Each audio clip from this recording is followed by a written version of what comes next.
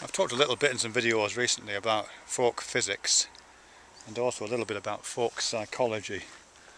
So I thought I'd just see if I can try and put them together, see if they resonate against one another. Just to recap, folk physics is the set of understandings we have about the physical world prior to education, prior to experimentation. And perhaps underlying them, you know, maybe those folk physics ideas never really go away. In fact, some good evidence to suggest they don't go away completely. Even physics graduates, if they're taken unawares, will make, will answer questions about the movement of objects, that kind of thing, using folk physics rather than proper physics sometimes. So folk physics has this set of principles, and basically they're very close to Newtonian physics. Not exactly the same, but they're very close to Newtonian physics, not too far away from Aristotle's description of the physical world. You know, quite simple stuff really. And then you have folk psychology, which is an understanding of the mind. And usually when people talk about folk psychology, it's usually the attributions we give to other people's minds. So if you look at another person and are asked to describe what they're doing, or give an account of why they did a certain thing, people usually draw upon folk psychological understandings to explain that. You know, and you don't usually, I mean some people might, I guess. Some people might describe a person's actions in terms of, you know, the atoms moving about, that kind of thing. Or they might do it in kind of Freudian or Jungian terms, but most people, as I say, use folk psychology. You know, so if somebody gets on the bus and you say to somebody, why did that person get on the bus? They wouldn't say, oh, because their atoms did this shift and did this thing and moved through this amount of space, and that's how they got on the bus. Nor would they say, what they would probably say is they wanted to get on the bus because they needed to go and visit their friend, or they needed to go somewhere, or they had a desire to go somewhere.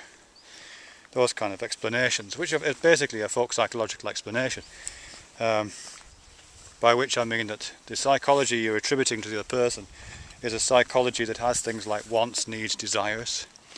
It's a psychology that has things like beliefs, faiths. It has this stuff called knowledge and memory.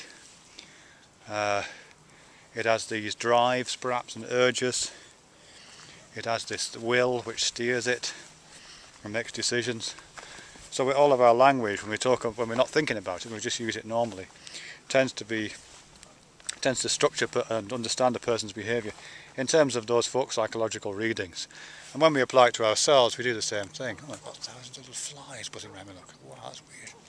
Look, a little swarm of flies. Wow, look at that. Well, it's much more interesting than what I'm talking about. God, yeah, I think I'll stay with that. Look at that, that's what the inside of my head's like right now, actually. Oh, look, that's a thought. Oh, God, marvellous.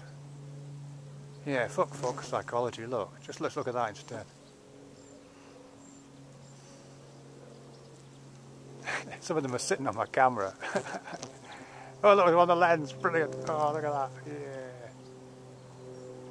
There's this great show on TV about a week ago called Swarm, documentary about swarms.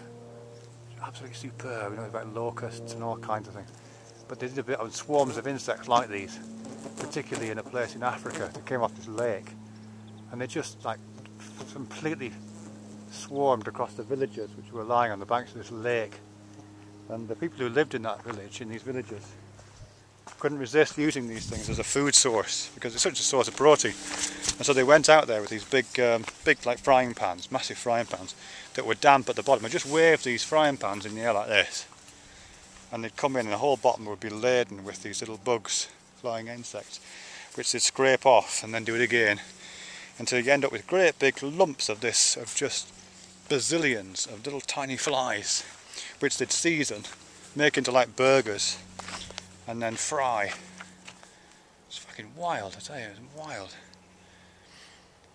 I'm a vegetarian, but I was really tempted to you know, well, not tempted to eat one of those, of course, but I couldn't help thinking, wow, I wonder what those taste like. Probably vile, but yeah. I've completely lost track of what I was talking about now, but this is much more interesting, isn't it? Swarms. Yeah. Yeah. Zzzz.